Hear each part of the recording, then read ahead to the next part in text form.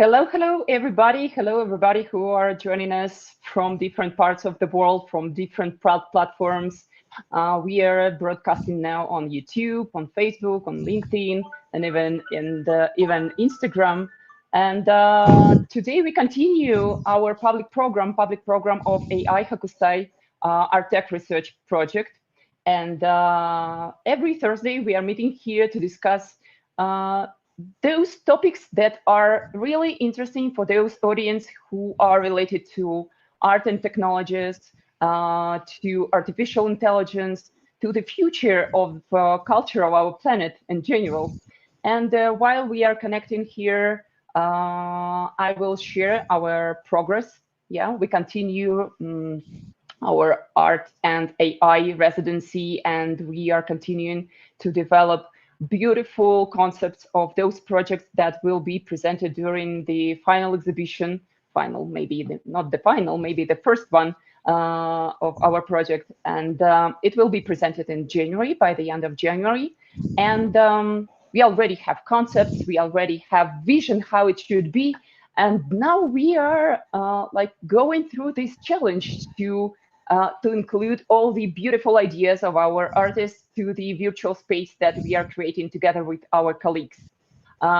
We have a chance to get to know our colleagues, our technical partners today. And today we will speak about AI art and VR technologies and architecture of virtual worlds.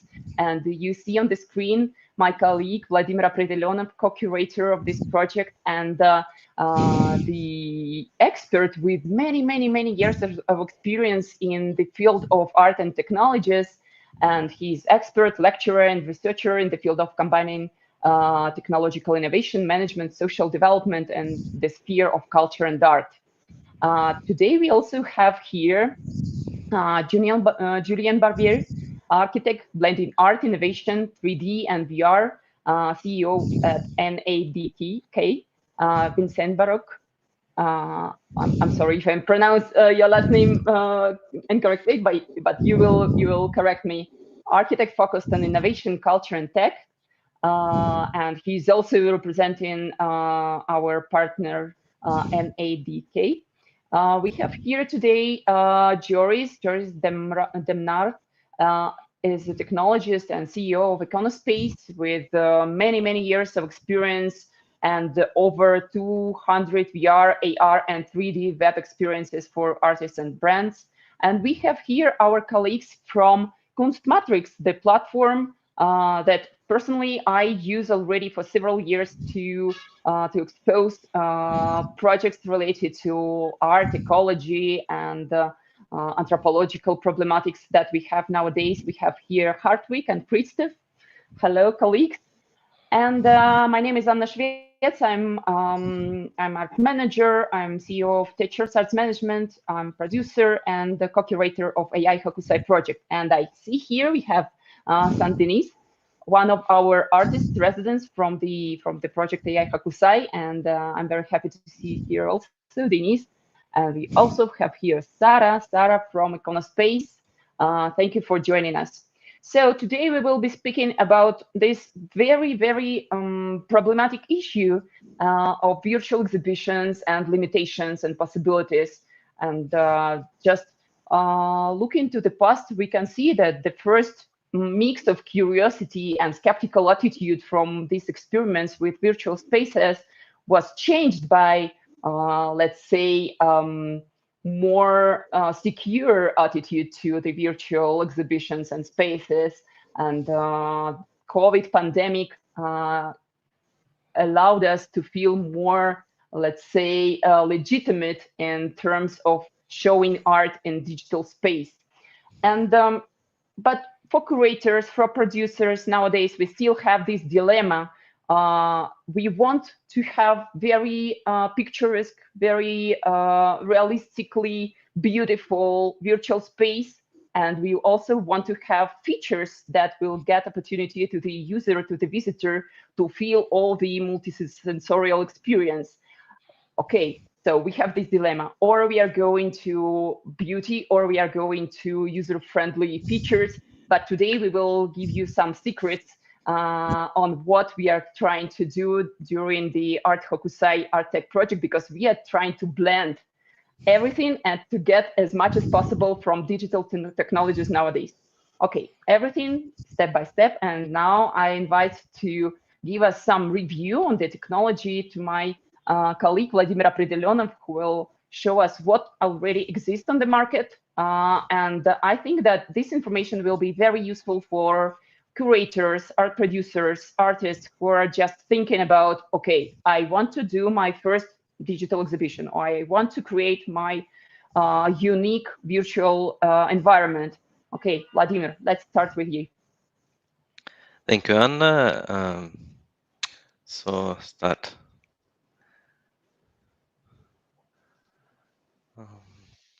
Okay, first of all, we must understand two key definitions.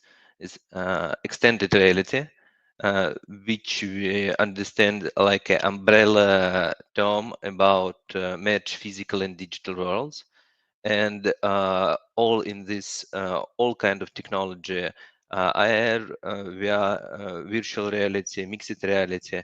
It's can merge in this term. Then very important definition is immersive technology. And so every time we try to have some communication with virtual environment, and so we how we can um, touch and sense our feeling. It is work with immersive technology. So first of all, we can see that in one side we have full reality, and in other side we have full virtual reality. So behind there you have a lot of points with different kind of technology which we can use. First of all, we can use like a mediate reality when we use like a small equipment, for example, for noise cancelling, for using in every day. So then we can speak that in sometimes when people use, for example, smartphone a lot, they really live in two worlds in one moment. So it's like a first step of some kind of digital reality and virtual reality. Then I think that this technology we use a lot, but sometimes we don't understand that in any time it is very different tools and very different solution. So anyway, uh, every time when we try to use some XR technology, we want to show for our sense that we uh, show something for our sense. So here you see table with different information about perception of and working with different sense. Then I think it's very important to show what's the difference between immersive and not immersive technology. And we understand that now we can work very good with non-immersive technology and only in the start of technology for real immersive experience. So next step that we must understand that we must know about some XR or VR infrastructure, because all beginning from hardware and software, and then we can also must think about some intellectual system, about content delivery, and about now we start to think about data processing and AI in our virtual world. So But when we try to understand all about different components of XR infrastructure, we see that we have a lot of different technical tools and technical issue, and we must understand what we can do really. Here's a small table of a mind map of what we must understand about how we can work with immersive technology. Uh, I think that we can share this mind maps and presentation after, but I hope that today our partners show us how it's really work, and we will see a lot of beautiful images and examples. Uh, and what about type of VR content? Really, we can use um, it, uh, 360 degrees content. We can use fully virtual 3D, and we can use some hybrid content. So I think that when we think about it for our project, we understand that for different art piece, we need to use different kind of technology. So, and now we try to combine all of this technology in our project. And I hope that today we will discuss about it, how what's the way is best for integrate different um, different technology to show every art pieces which we want to show. So and here I want to show some kind of uh, uh, table about what we think about different technology and why we use this combination. First of all, we understand that we need very high resolution content. And so in any way, and we work with some kind of dream virtual world. And so we need a real good technology, and we start for using with in our Unreal Engine. And then we must show it. And for showing, we understand that we need very easy and cheap but very high quality product, and so we decided to combine two main as we see solution, cooler and of course Kunt matrix for really immersive experience.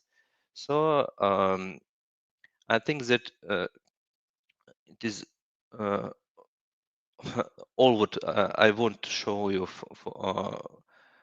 before we start real presentation and from our partners, because I think that general information about how it works you uh,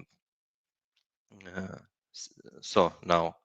Thank you guys, and I give you microphone.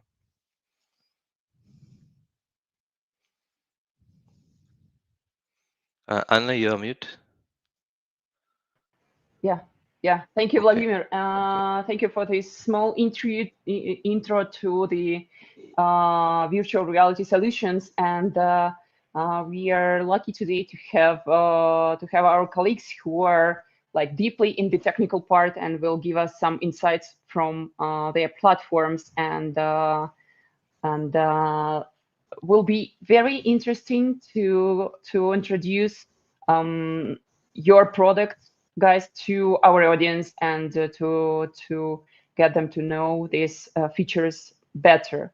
Let's go to Julian and Anicent, our architects, our colleagues with whom we are creating now the virtual space inspired by Hokusai heritage.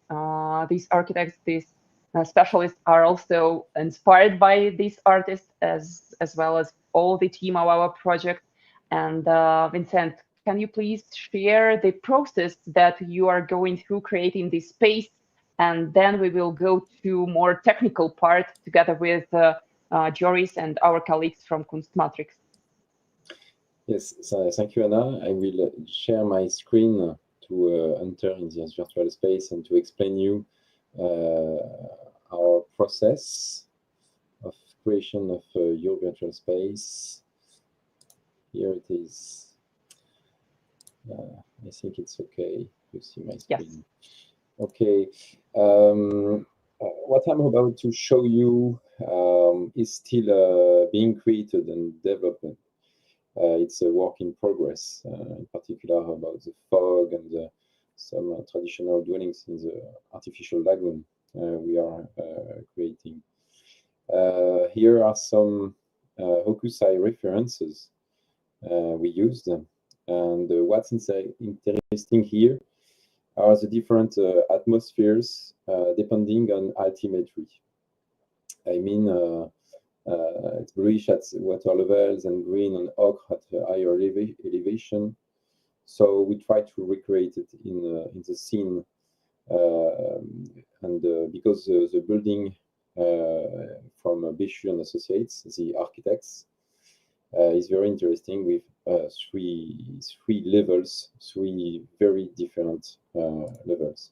So for this, we created an entire lagoon, virtual environment in Japanese style, Hokusai style, and the building, just to reminder, is quite like the bridges of Hokusai. So it's a contemporary interpretation, quite interesting.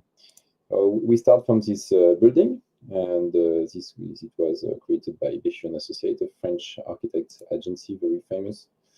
And it was originally created for Ekaterinburg, but unfortunately it was not built. So it's a good way to give a second life, a second wind to this project in the AI Hokusai environment.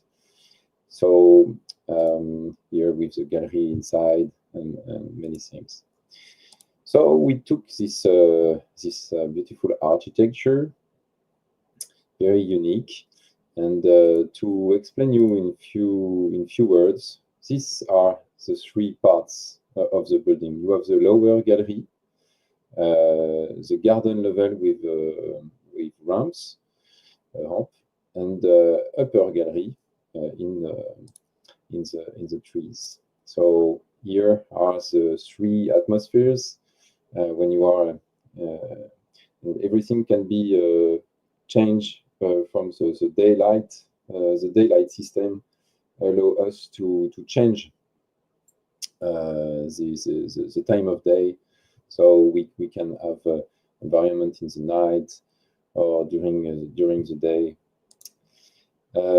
Here is a lower gallery, so we recreated this, and you can see also the Fuji mountain in the background. Here are some examples. So here by night, and we can adjust colors to integrate and to fit with the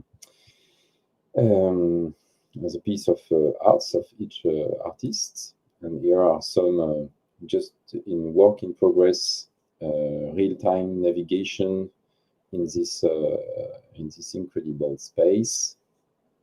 And here also outside to show you. Here. So you have holes in the ceiling, so you can see the three levels when you look up or you look down. And after we have the garden and the ramp level, the atmosphere is quite different. You are outside. You can walk on these ramps, and also on the garden. And the lower level is just above. So here is atmosphere. So here we have some trees and columns. The building was initially created for for this kind of space. So it's interesting because we have one side in front of the water, and we have another side in the forest. The building was created to be integrated in the ground. And here are the ramps. You can go on ramps, and we can put sculptures, movies, pictures inside this external space. And then you have the upper gallery, very high. It's just quite in the sky, with a different atmosphere here also, as you can see, with exterior deck here.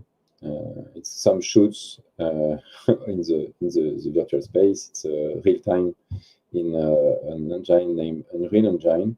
Unreal Engine is famous for many games and for the lighting, the effects and shadows and many things it's able to do. And here is a demonstration also of integration of just a movie.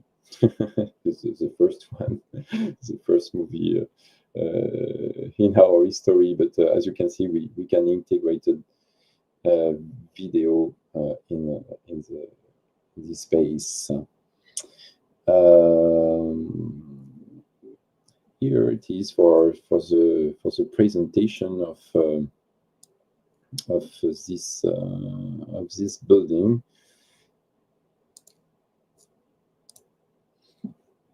Don't hesitate if you have some question, and we will finish soon with the fog and many other things in the scene. And after we will work with each artist to be sure that each art will be well integrated in the environment, to be integrated with each piece of art, sculpture, video, and picture. Yeah, thank you, Vincent. I must say, as a co-curator of AI Hokusai project, that we are trying to make all the processes during the production very visible. We are not just hiding something behind the scenes. Okay, we have 7 artists. Okay, we have 6 artists and 1 collective. And now we are facing this challenge to include these very complicated art projects to this space.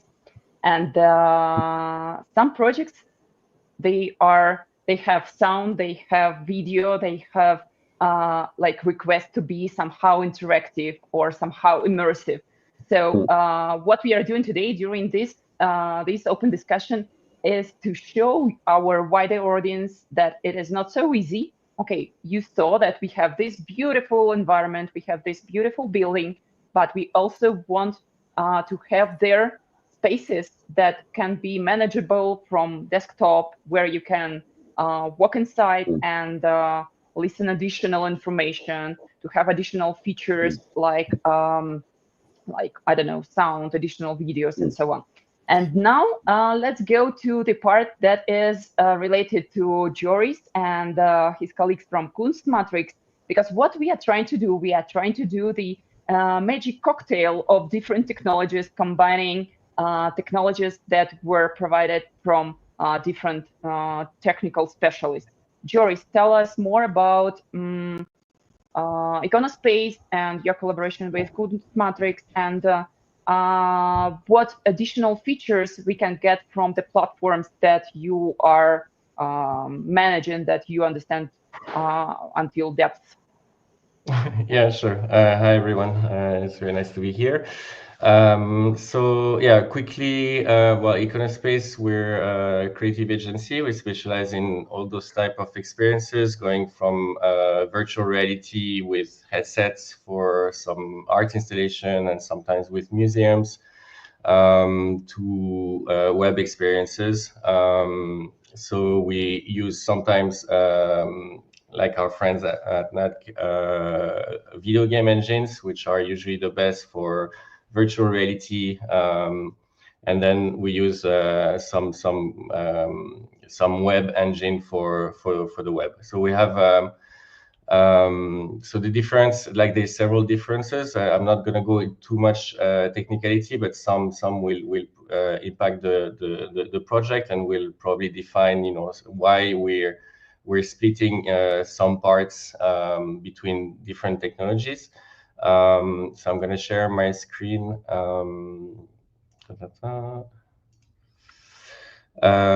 So here I'm just showing like some kind of projects we've done. So this is, for example, a project we did for the Loewe Craft Foundation. So we used here really kind of traditional 3D CGI. So it's more what you used to for movies, where here we don't really have any limitations, because every frame, this is more like a movie. Every frame is pre-generated, so we can generate them. It can take minutes to generate, and we don't have an issue. Then we just have like a movie file in the end, and we can create things that are very heavy in lighting with lots of lights and everything. As soon as we go into Web 3D, we have much more limitations.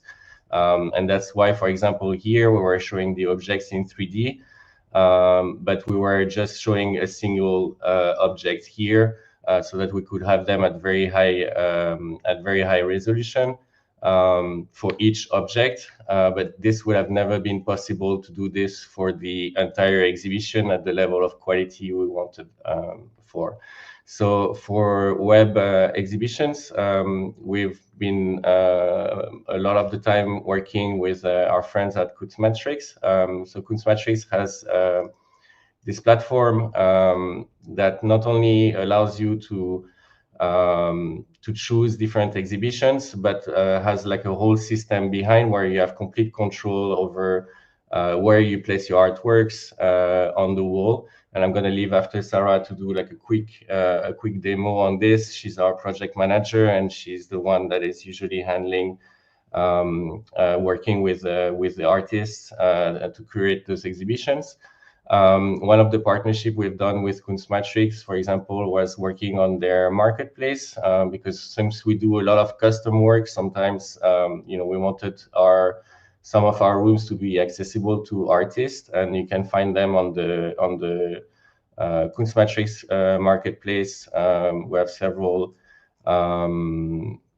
several of our pre-made environments that you can see here that were more affordable rather than custom work, because every custom work requires a lot of funding and is not always accessible to artists. So Kunstmatrix really unlocked for us to give access to what we're doing to artists.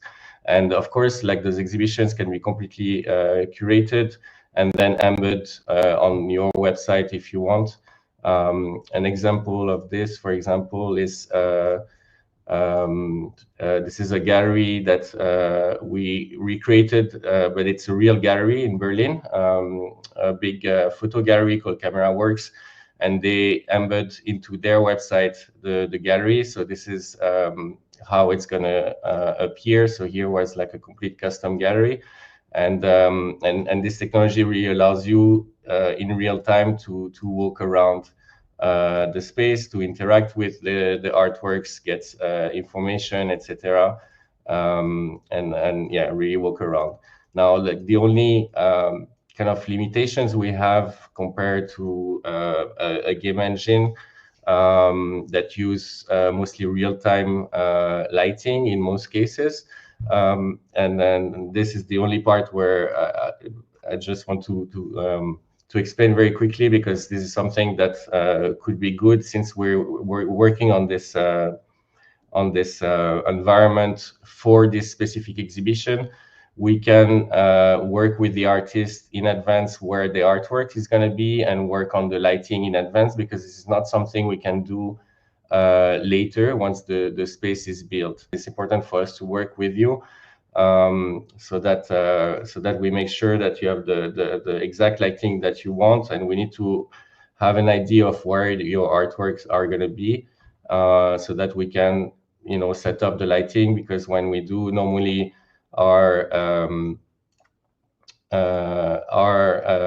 galleries, when we don't know what the content is going to be, we No, I'm showing the wrong screen, sorry.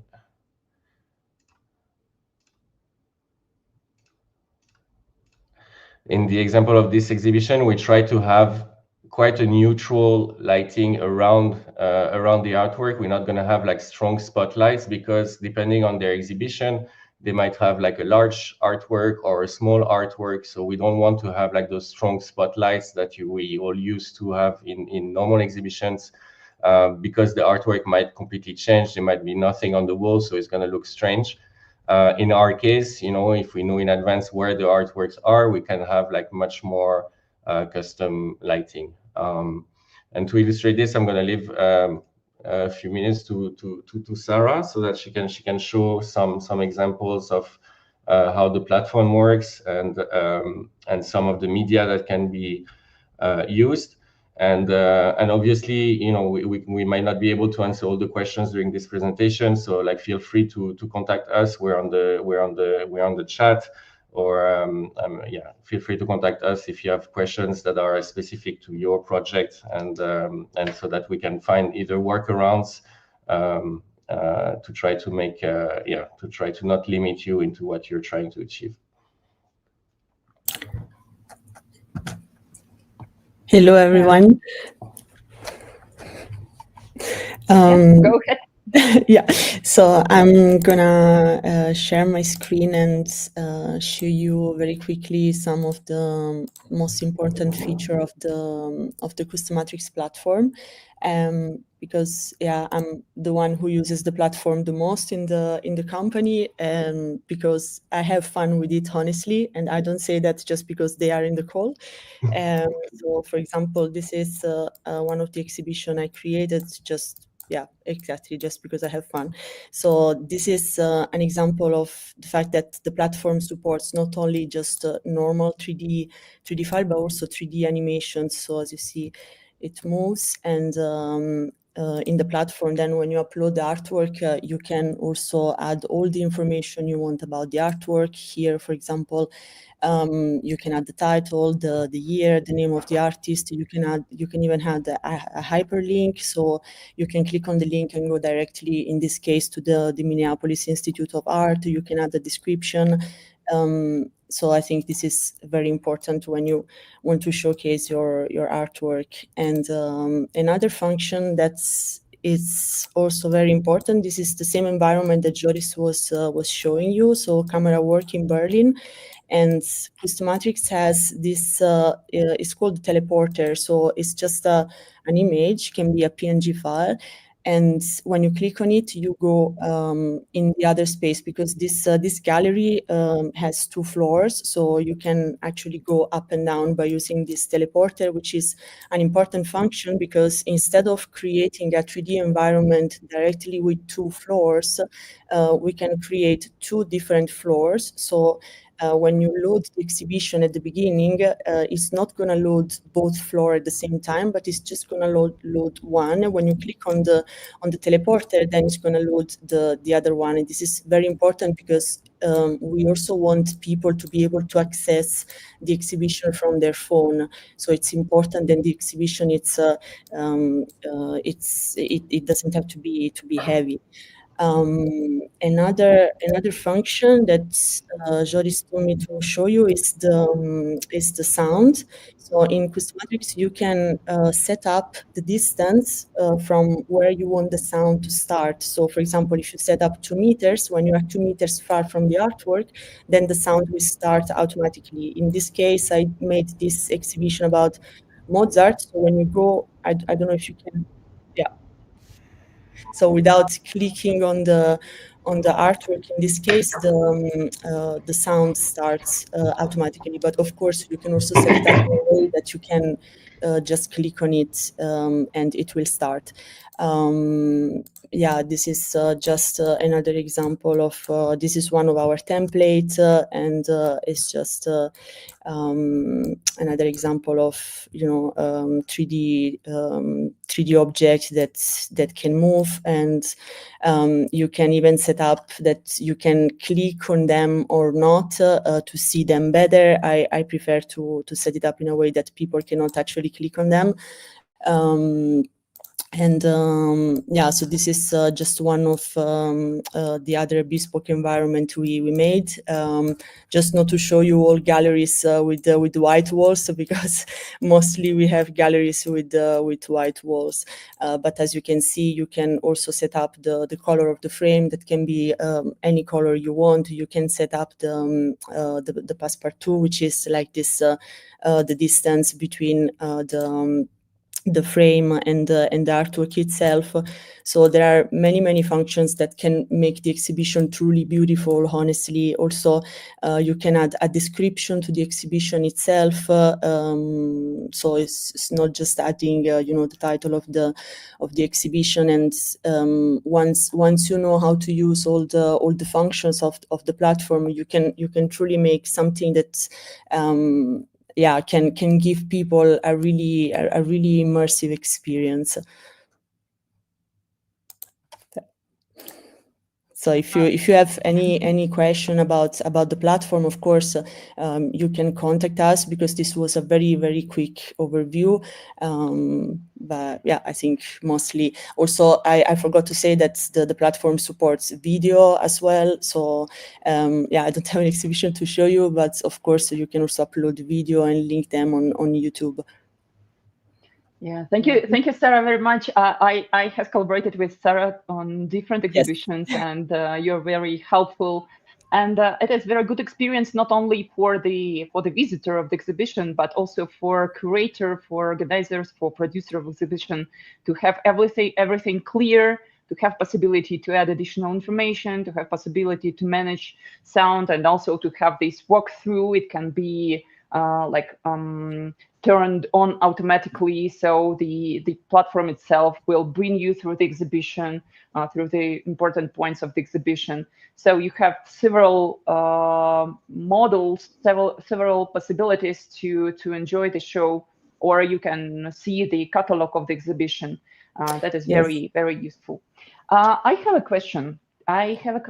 Because you see, now we are all here together. We are like almost 10 people here in the studio, and we have architects, we have designers working with digital environments, we have technical specialists, we have artists, we have us curators, producers, and I must say that to produce really good exhibition, virtual exhibition, web exhibition, you need to unite all these forces, because curators and producers and artists, we are like trying to push the technological boundaries. And I have a question to our colleagues from Kunstmatrix. If we can put them on the screen also, I will appreciate it. Yeah. Thank you, Christoph Hartwig. What requests do you get from curators and artists, what they want to see in a digital exhibition, and what are your challenges to give them what they want to see there? Because it is always something more. Tell us more about this, your experience. Yeah. First of all, thank you for having us here. It was very spontaneous, so we're not really prepared. And thank you, Sarah and Joris, for introducing us so well. Honestly, when we introduced Kunstmatrix quite a while ago, let's say 5 minutes after launching the platform, our very first customer was a gallerist from Berlin, and also sort of an artist, and he asked for literally 100% of the features that we now have. So it was the very first customer that already claimed for everything. They had a gorgeous exhibition space, which they, for every single exhibition, they completely renovated the space. They had absolutely stunning lighting. They had curators for all the exhibitions.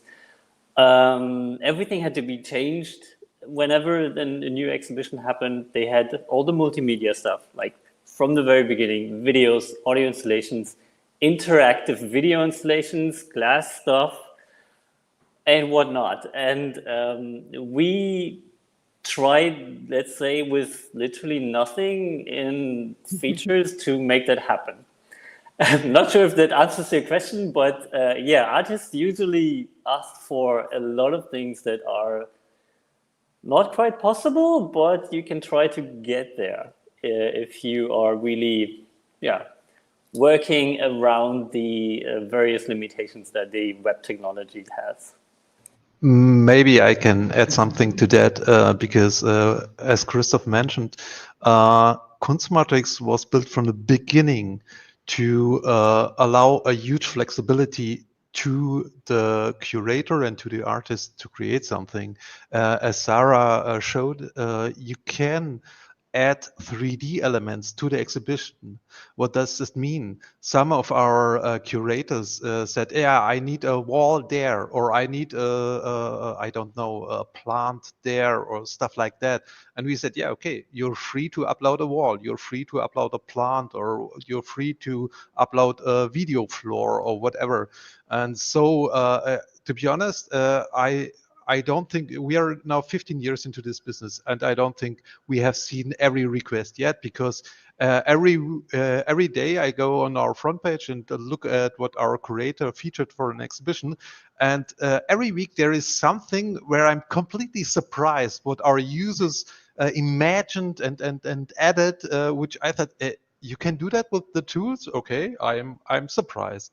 So to answer your question, we have some challenges at the beginning with space installations, for example, because as Joris mentioned, these kind of space installations, they cast a shadow sometimes or so, and we have to prepare that.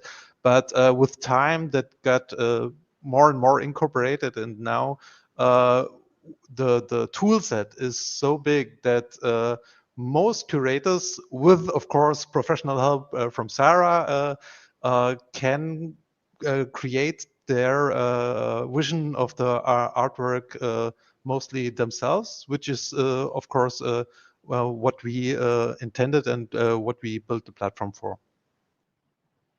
Okay, thank you very much. I think that now when you saw the brief presentation from our French colleagues, you can see that our ambitions about space and spaces that will be inside the space are quite big, because okay, it is more simple situation when you need to expose some photographs, some 2D works, but all our projects by our artist residents, they are site specific, they are huge, they include 3D sculptures, video, they request some immersive interactive experience. Some of them, they wanted to do it with real-time data art connection.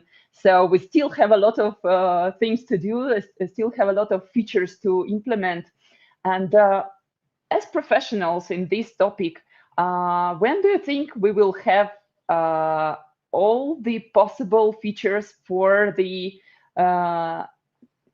exciting virtual exhibition, like that includes, okay, we will have realistic picture quality, we will have speed for downloading, we will have a possibility to see it quickly from desktop, from mobile phone, from VR set. And here, let's put on the stage also Vladimir, and to speak a little bit about this. What is missing for the moment in technological world when we will have this beautiful cocktail of all the features together for us, for curators, for artists to be completely satisfied with the experience? How do you feel? Yeah, I can at least try to answer. Yes, please.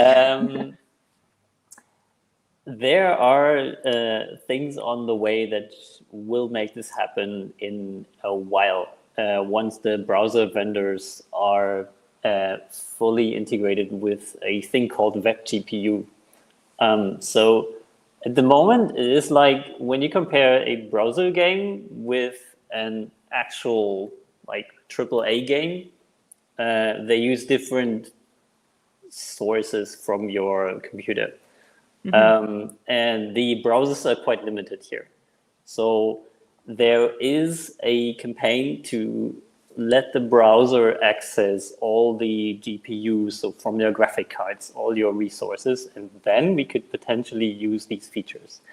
It doesn't mean that we will unlock this, let's say, in one day for all devices, all browsers in the world, because there will still be users who have weak mobile phones which do not support this, or there will be users who have Safari browsers who will not support this. But we will absolutely try to integrate these things once the browser support is at least there for some major platforms.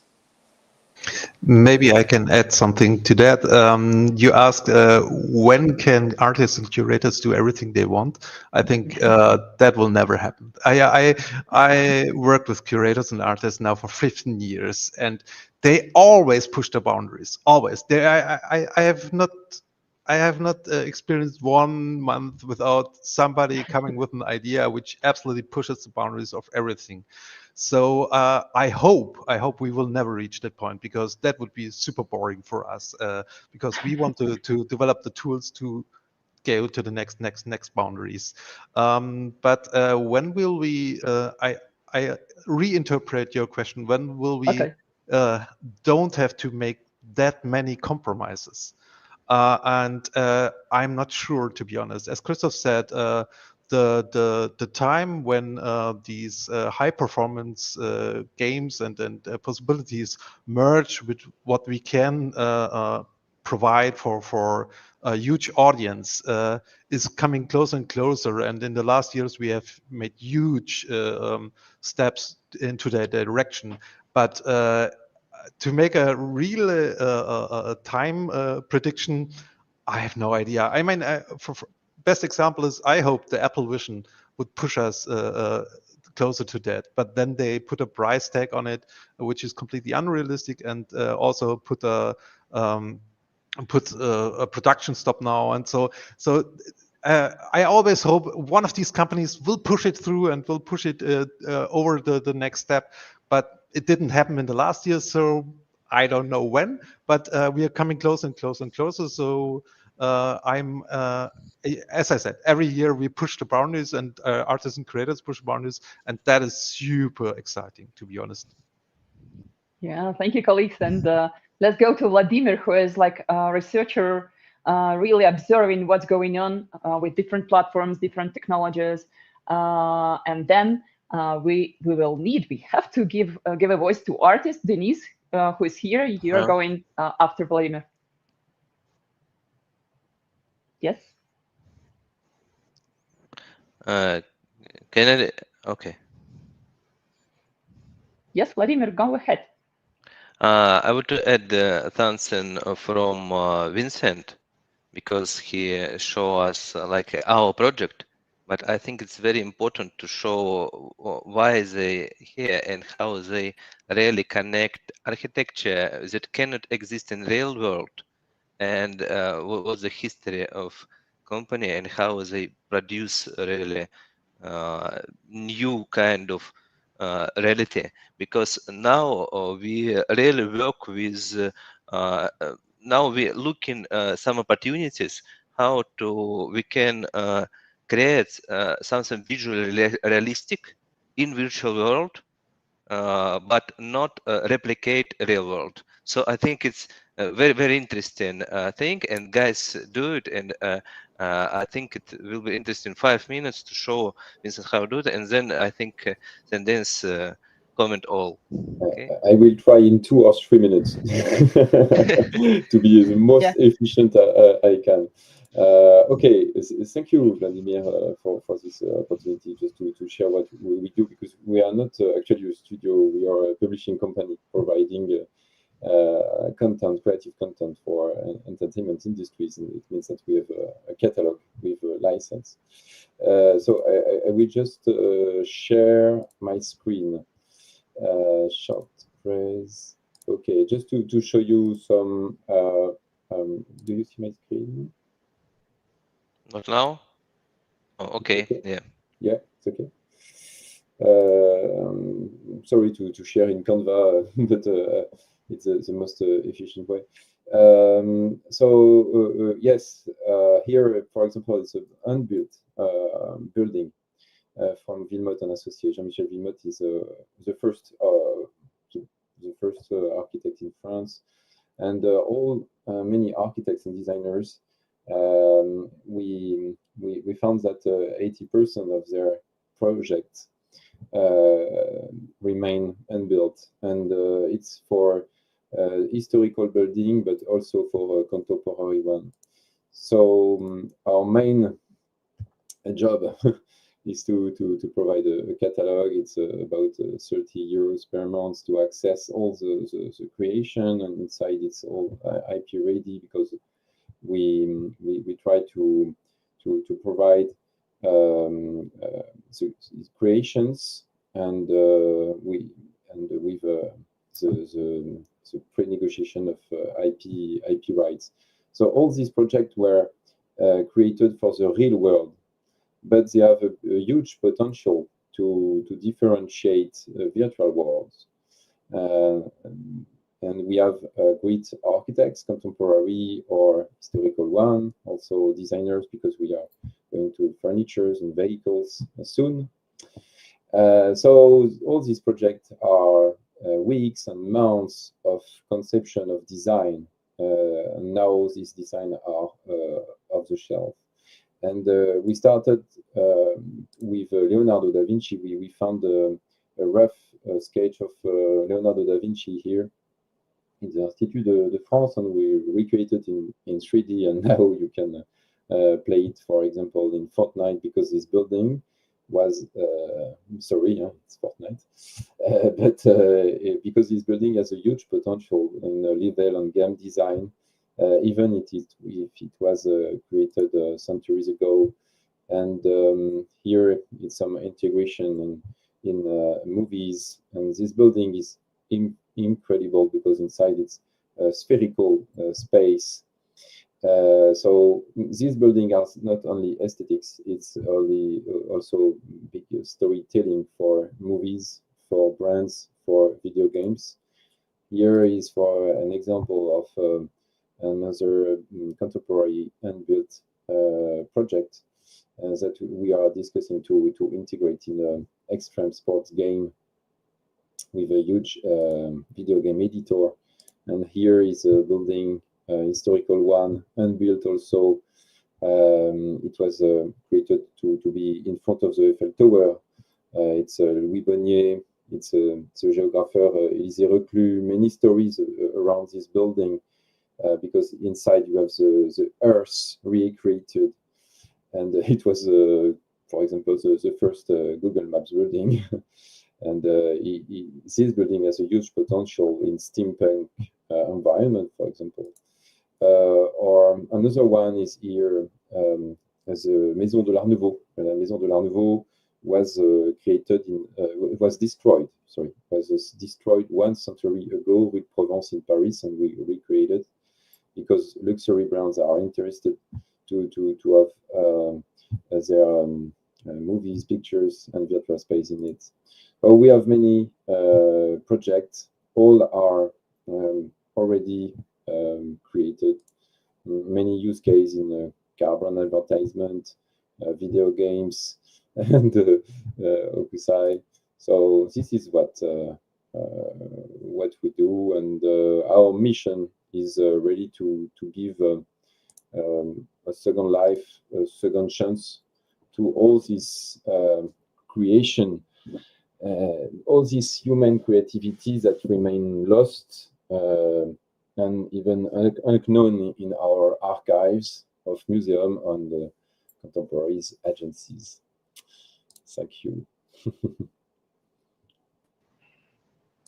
Yeah, thank you, Vincent. It's amazing what you are doing. You know, I have several ideas for the spaces, for the buildings that can be great spaces for art exhibitions, and probably within the frames of AI Hokusai or other project, we can implement something of these crazy ideas, because that is fantastic how digital world can give us opportunity to build unreal spaces, absolutely stunning, with you, with professionals as you are, as Valentin, who is working with you, like changing with one click, day to night, night to morning, and it is fantastic. And all these features we are going to include to the further exhibition. I'm not exaggerating, but what we are doing now, nobody did it before.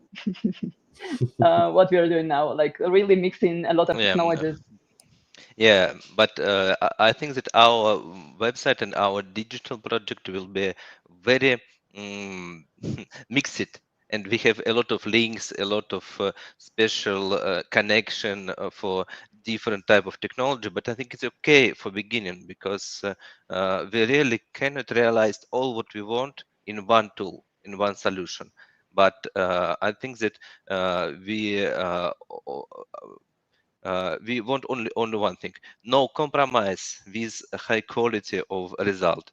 So we try to do it and show all artists and art managers and the guys who develop some tools what we want, like artist community. So I think it's very important for all art related business, and so I think that Dennis can can support us and give us some ideas. Hello, Denise. How are you? Hey, Yeah, everyone. Denise is one of our resident artists, and he is a super professional artist with a great background, artistic, and do crazy technological stuff using different technologies. Denise, tell us more about your challenges during this project, and what were your requirements to the space, and maybe you have some questions to our colleagues, to Kunstmatrix, to Joris and Sarah, and to our colleagues, French architects. Of course. Thank you, Anna. First of all, I would like to say that the place, I don't know how to describe it exactly. Is it a museum of a Hokusai, of AI Hokusai, or it is a experience world or something like that? Well, anyway, the concept of this space is amazing, and I really can't wait to see how it will be integrated into Kunstmatrix platform and to find a place for my own installation.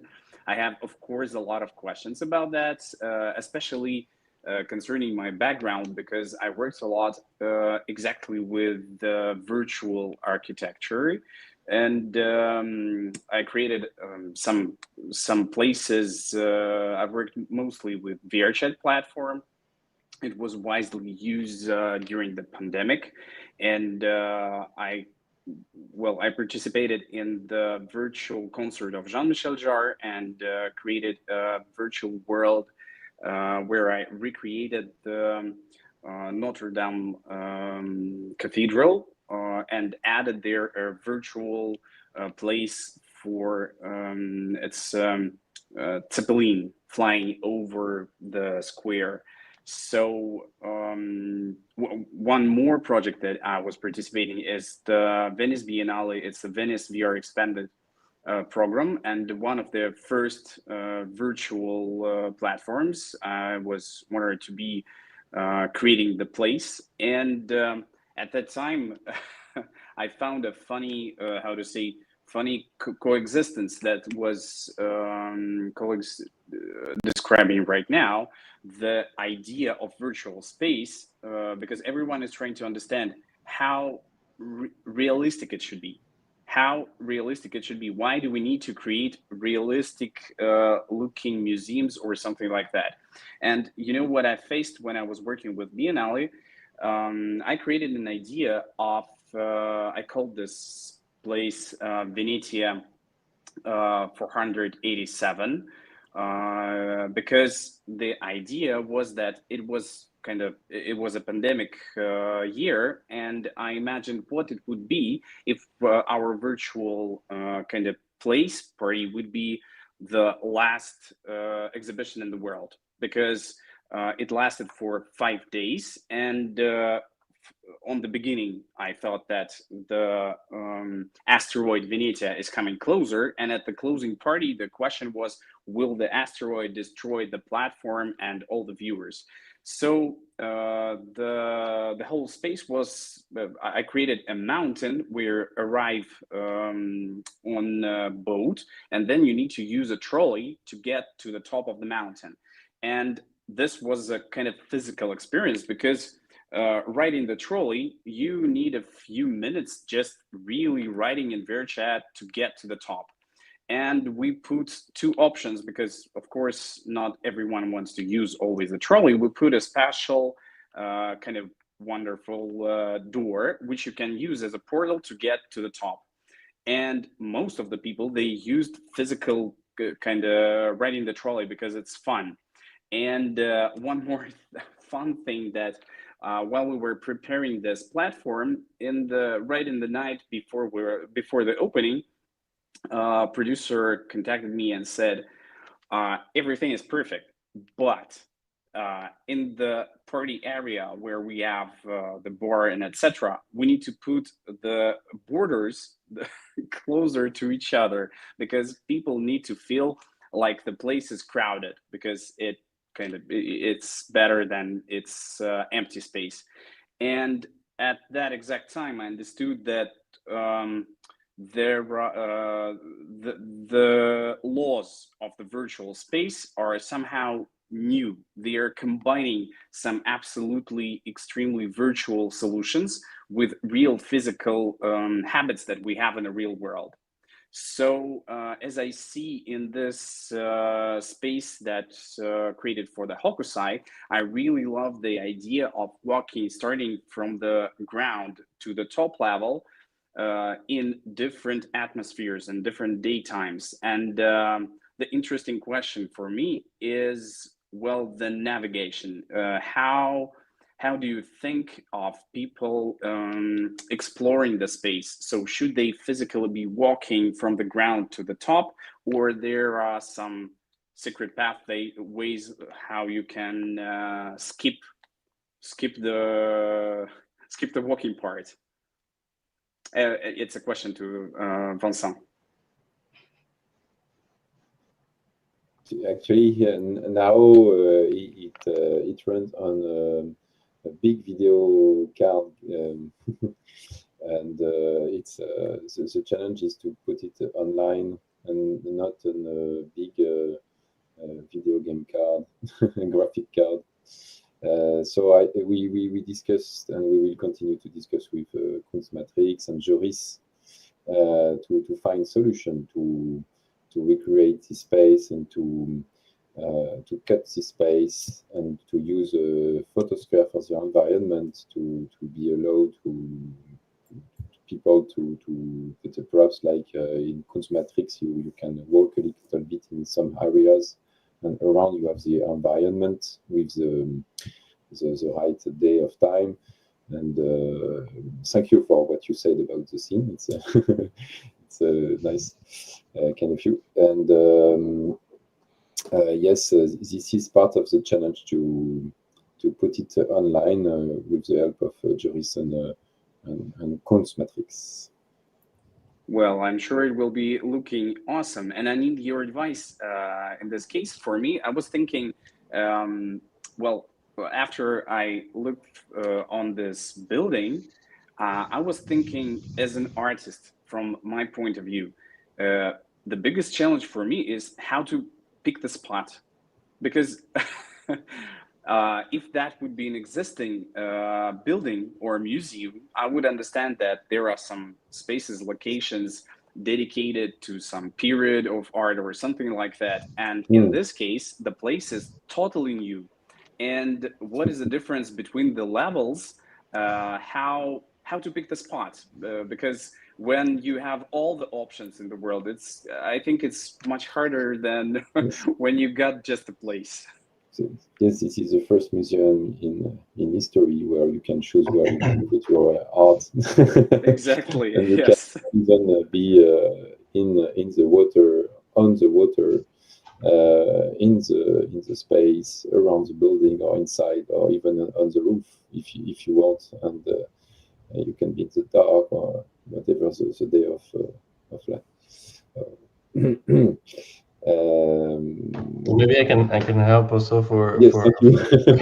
for this Yeah, part. Joris, please. Yeah, so this is exactly something where we're actually in the middle of talking with Anna and Vladimir. So right now we have the plans that were given to us by Vincent. So we're taking care really of the interior, and so the reason for this is, if it wasn't clear, is that you know, if you have a exterior in Kunstmatrix, it will not run. Like, it's a very powerful technology, but you know, if you have like millions of trees and things like this, it's just never gonna run. So that's the reason we decided to split between Vincent and us. So like everything that's gonna be outside is gonna be pre-rendered. So it's gonna be done by Vincent in Unreal Engine. We're checking different technologies, but it's either gonna be a little bit more like 360 images that you go from one to the other, and this allows us to really not have too much concession on the quality of the graphics, because if we have low resolution trees or environment, it's not going to work. So so that's why, like, all the real-time part where as we showed you in Kunstmatrix, where you can walk around and stuff, it will be limited to the interior gallery. And obviously we're going to use images given to us by Vincent for the outside. So this is how we're trying to switch between the two and not make too much concession, because obviously we want to see the beautiful building from the outside and be able to walk outside as well. Now, when it comes for you to pick, so we're doing, I think, a preliminary work with Anna, where now we have the floor plans, that were given to us from Vincent. Because it's a digital space, we can have a bit more room into fantasy, into like what we want to create. So like, I think Anna and Vladimir are coming to us with preliminary kind of mood boards and ideas on how to split those spaces. And I think again, like Anna and Vladimir, please correct me, because we're really at this stage. But this is going to be probably an ongoing conversation a little bit between the artists that are going to exhibit and Anna and Vladimir that are taking care of the curation. And based on this, like, we're going to get from this discussion, we're going to be able to finalize the interior, so that it fits to what the mood of everyone want to have this. So that's how so that's a kind of iterative process that we're starting with Vladimir and Anna, and then I'm guessing will be an ongoing discussion between us and the artist and the curators, to try to get the right space. So I think it's a first discussion that you need to have with the curation, and then we're happy to jump in and accommodate as possible. Yeah, absolutely, Yeah. Joris. Thank you for your comments. Just a small comment from my side, then I will give the word to Vladimir. What we are having, we have the virtual space that has a lot of possibilities. But we as curators need to think about this what you Denise was mentioning, feeling of the space, because we are still human beings. We have our methods to feel the distance, to see the distance, to hear the distance, to hear something in the space. So I suppose that we will have several itineraries, several routes within the space. And as far as this building, this space, this environment is a complicated one. We have several layers. We have also not only your project exhibited, not only 7 final projects, artistic projects exhibited. We will have Hall of Fame dedicated to Hokusai. We will have hall dedicated to Evgeny Merman, one of our co-curators. We will have halls dedicated to heritage and to our partners. And this is very multifunctional space that we will need to think in a smart way, how to not to overweight it, but still taking under consideration human feelings regarding comprehension of the space. Yes, Vladimir. Yeah, I think that very interesting issue to create and sound installation also, because we think about multi-channel sound installation. And I think in any way we will need to use a 360 degrees video also. So it will be a really great mix and combine of different technology, all that we have really now, but without desktop installation for hard PC, because we understand that main limit for art using this technology is that we need hard equipment and hard equipment, yeah.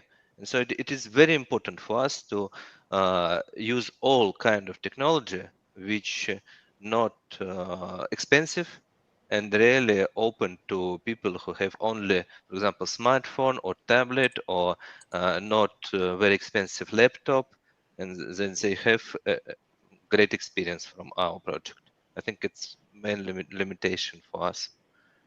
Exactly. I think the key word is experience, because when you're talking about digital experience, I think the main difference with the physical museum, for example, it's the key word, the space. It's not exactly the space, but where accessibility we of space. So accessibility is exactly. Yeah. When we're walking into a real museum, well, most of the people have kind of the same experience because, well, they physically are in the same space. And when we work with the digital, for example, when we created the concert for Jean-Michel Jarre, we created some different versions of this space, because different people were using different headsets, and the experience was totally different whether you're using the PC one or Quest one without the cable. So sometimes in VRChat there are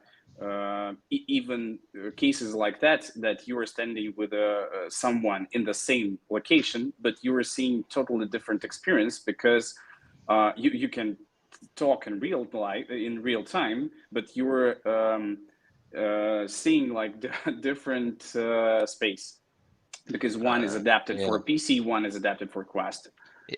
Yeah, but also we must think about some kind of lean manufacturing, because if our project will be too much expensive, it not realized for anybody. But we want to look for some kind of way for produce this project without great money. So it's a very important thing to find it. I think it's very important that all technology which we now use and all way which we try to use, it's really not not cheaper, but it's normal for real. Not too complex. Yes, yes. Not limitation for professional guys. Yeah, and it is accessible for the artists and art galleries, like normal ones, not huge monsters that have millions and millions. Not $1 million, yeah.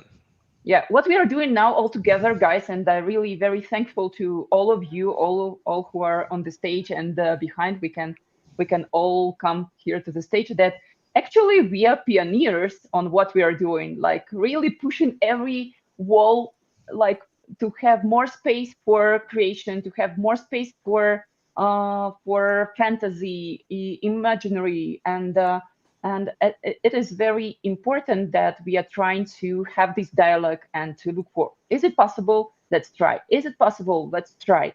Because if we are not doing this, if we are not challenging ourselves, I think that the process of having this absolutely satisfactory, beautiful exhibition of the future is closer, because we are in this conversation. And we're a headache for developers and producers. Yeah, absolutely, absolutely. I know that Denise was wanting to share one video. Is it still actually this your reel? Right. And I will also see some question in our chat. Okay, let's go to see. Perfect. Yeah, this is exactly the video that I've made about the platform that I did for Jean-Michel Jarre. And here the interesting part of this particular case was that the virtual place that I've created was created in virtual space. So I used the virtual tool Quill to create the platform. So everything was created in virtual reality for virtual reality. Happy New Year! And join me today on the Jean-Michel Jarre concert. Welcome to the Other Side, live in VR chat.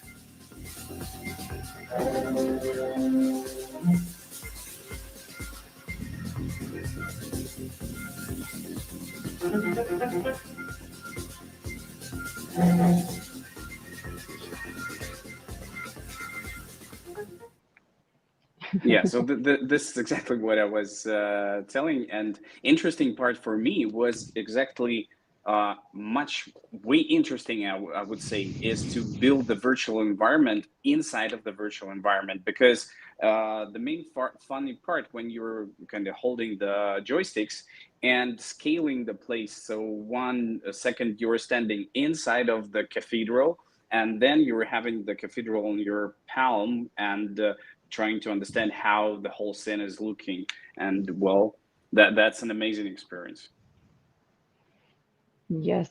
We have comment question from our co-curator, Evgeny Merman. I will put it on the screen. The real real world is often defined by what we can perceive with our senses, physical objects, natural phenomena, and shared tangible experiences of life. The boundary between these worlds is not as clear-cut as it seems, but the boundary in real art and AI generated. But the boundary between these worlds are not yes, we already had it. Yeah. Okay, so the question is but the boundary in real art and AI generated art should be drawn with clear red lines or not? Okay. What do you think? Interesting. I found just a few days ago, I found a definition for artificial images. It's syntography. It's creating synthetic photography. And I think this exactly defines how we work with AI, because somehow it's the images, if it is image or a video or something like that. The interesting part here is that we are creating the synthetic kind of reality, the synthetic art, the synthetic visuals or something like that. And I think it's kind of, well, you cannot find a strict line between real photography and synthetic photography, because they're both photographies and they're both created by a human. So of course you use kind of different tools, but the blurring line is a human, and you will never kind of be able to strictly put them aside. Every step without full reality is some kind of mixed reality. And anyway, so I think it's a real commonplace for all others. Dennis, I think you made a really good point. If it's used as a tool, for me, the blurry line starts when it is no longer used as a tool, but as a kind of automatic production mechanism. But if it's used as a tool, I don't see the difference, or not difference, but I see it as a camera or as a pencil or whatever. It's a tool. When you start not using it as a tool, but as a outside assistant, or not assistant, as somebody who does the stuff for you, then it gets blurry, very blurry, I think. Well, I like a brush, yeah. Well, there are interesting cases right now, like very popular AI autonomous agents, which are creating art. And there is a question, of course, from the beginning, they were created by a human. An idea lies in a human kind of brain or an hands. But the virtual agent is kind of autonomous. Well, if it is fully synthetic, or it is still half human, half I don't know. Really, I don't know. I have a question to you guys, as you are all very technical professionals. Do you think that one day will appear some AI-based platform that will combine our functions like curator, producer, technical specialist, programmer, digital designer, like, taking our functions and creating this virtual space that will be perfect with all the dimensions, baked light, like sound and so on? Is this day coming, or what do you think?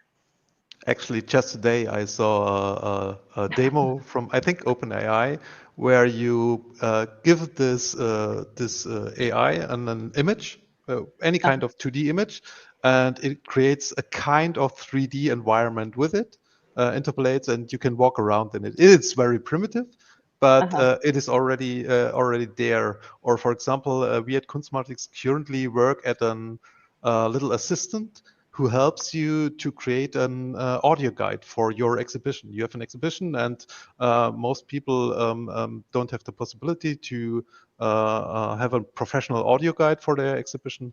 And we are currently building a little, or nearly finished with building a little assistant, which is also uses, of course, AI tools to help you with easily create an audio guide.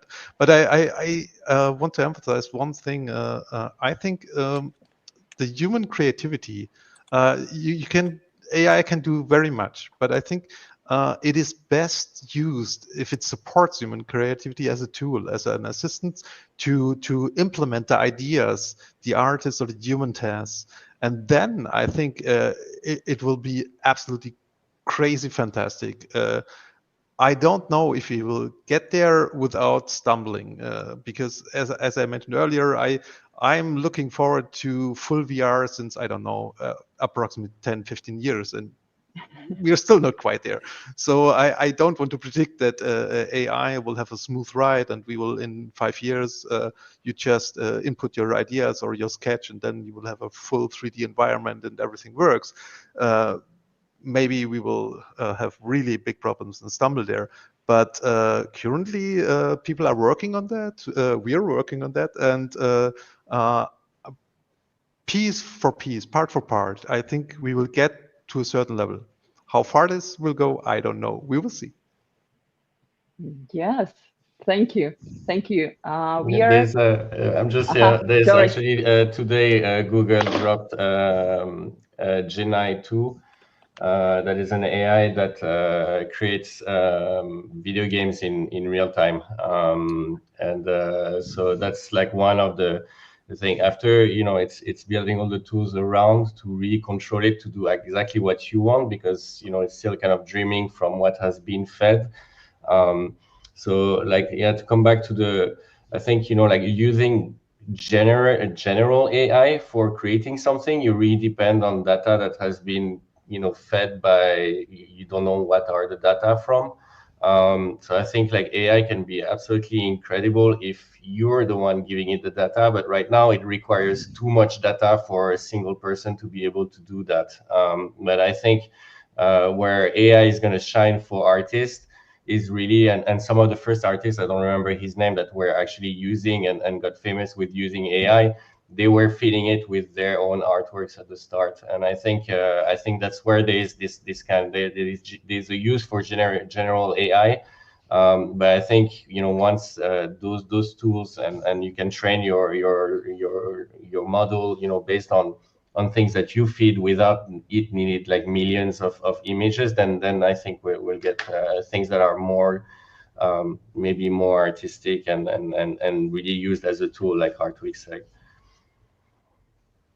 Yeah, Joris, absolutely. While I'm asking questions, somebody already pushing the boundary there, like launching some new applications, some new platforms, and that is very, very interesting. What we are doing now, guys, when somebody asking me, is it easier to do virtual exhibition? No, it is not easier to do virtual exhibition. In physical space, you have very stable walls, you have ceiling, you have light that is not going anywhere.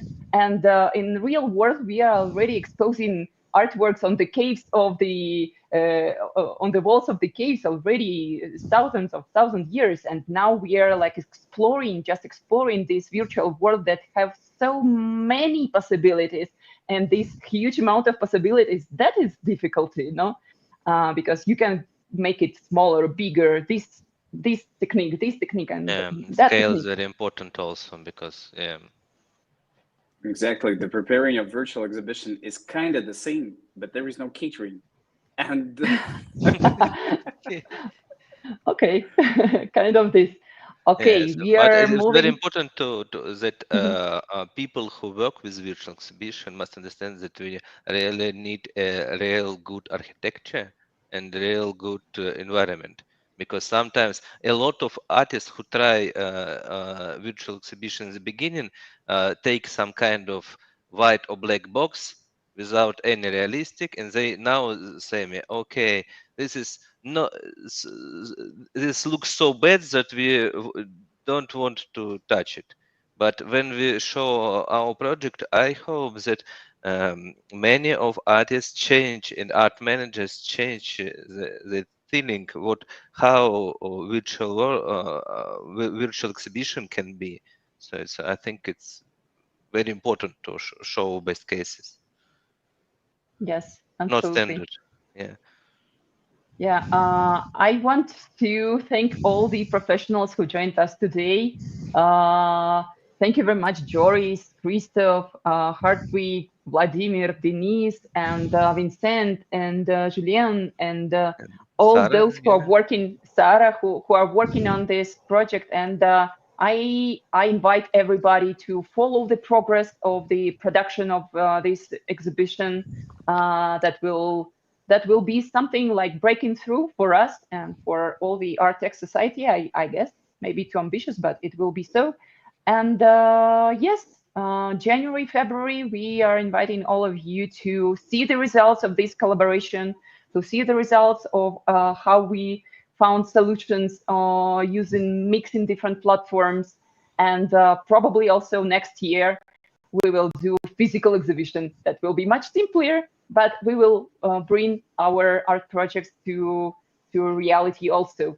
Thank you very much. Thank you to all who was watching our broadcast today, and see you next Thursday with a new, very, very useful and very exciting topic. Thank you very much, and have a nice day, everyone. thank you. Bye-bye. Thank you, guys.